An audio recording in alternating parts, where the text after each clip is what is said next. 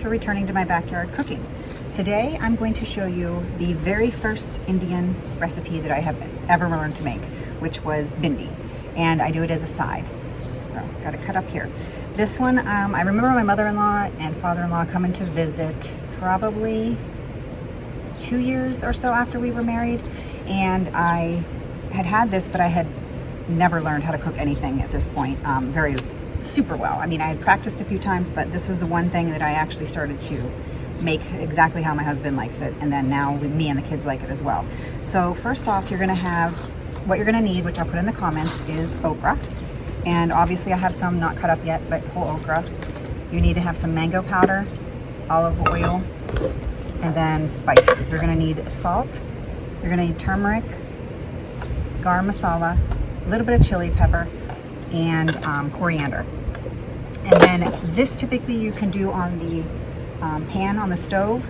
I'm not doing that today. I typically used to do that. Now I only do it air fryer wise. It saves time and it comes out a little bit crispier. My husband and I like it a lot more crispy and a little bit more spicy.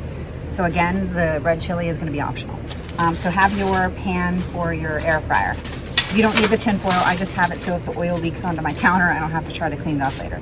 All right, so I have the air fryer already heating, so you're gonna heat it to your instructions. I do it at about 390 degrees, and then when it says pop food in, that's when I'll pop it in and do it for about 10 minutes or so. All right, so the okra, you're gonna cut off the tops, and then I cut it long ways. So we like it long, like French fries is what the kids say with okra. You can take it and cut it off the top and do it in little circles if you want as well. You can do it this way. I do it that way when I do a different meal, but right now we do it French fry style with what the kids say, as I said. All right, so we're gonna do that. And while I'm cutting this up, since this is the first thing I ever learned, I remember it was in Chicago, and I remember standing at the kitchen with my mother-in-law writing every little detail down, exactly like how long she stirred it, this kind of thing, because she's a big where she eyeballs everything like I do as well now. And I wanted to know exactly how much, so when she would do it, I'd have a measuring spoon close by to try to figure out how much she had just dumped into the pan. So it's kind of funny. And today I'm wearing one of my favorite necklaces that she got me. It's all these different kinds of beads that she's collected over the years and then had strung into a necklace, so for different occasions, or it might have been off of, like, say, a different, some of these were off of different clothing items, things like that meant something to her. So she's turned it into a necklace, and I've had this now for I don't know how many years, and it broke, and then our last trip to India I had saved all the beads and then had it restrung when we were there. So now that's a little bit of information. So we've got all this cut. I throw it into a Ziploc bag. You can by all means throw it into a bowl and mix it that way.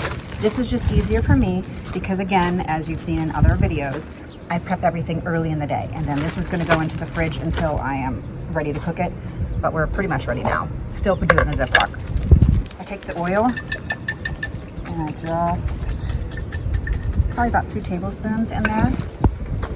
Some salt we're going to add. This makes it easy to mix up, I think, because I don't get everything all over my kitchen, especially turmeric. In my old house in Chicago, I had white countertops, so here I was like, we're not having white, because between wine and turmeric, it stained everything. Garam masala, red chili. Again, you can skip that or put mild. My husband and I like it spicy. Kids don't seem to mind either. The coriander, I'm gonna add the coriander in there. Oops, kind of blowing in the wind. And then your mango powder. I don't use this a lot, so it's not in my spice tin. This is where I have all my spices. So this is just freestanding in another. All right. And then pretty much go ahead, zip it up, get all the air out. And then it makes it easy to just coat everything. Don't worry, the okra has never shredded on me or anything like that, so you're totally fine. Just rolling it in the bag. And I've given this to the kids, and they like this as well. Now, if you wanted to do this on the stove, you would just throw it onto the stove and keep sauteing it until it got to the texture, crispness that you would want. Again, we like it air fryer wise. Okay, so we're gonna go ahead and you can throw these onto the air fryer pans. And mine has 2 trays. So I do one on top or the middle, and then one on the very bottom. The bottom is because my kids tend to like it some of them a little bit softer, and then my husband and I like them really crispy, so then I mix them together so it gives a nice texture. So I'm gonna dump these on the tray. I split it between the 2. It doesn't matter if they're on top of each other, they'll be fine. And then the other one.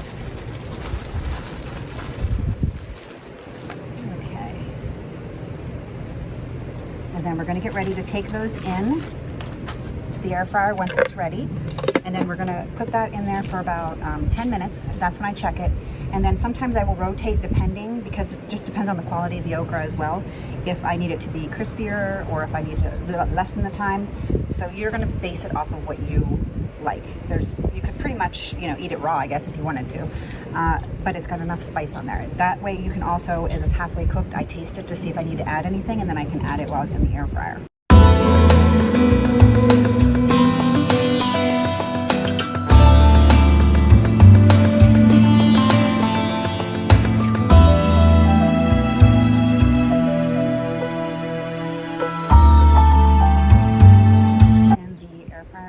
For 10 minutes. I'll check it then. If it needs to go longer, I do it in 2-minute increments so I can see, and I keep the light on so I can tell if anything's starting to burn or get too crispy.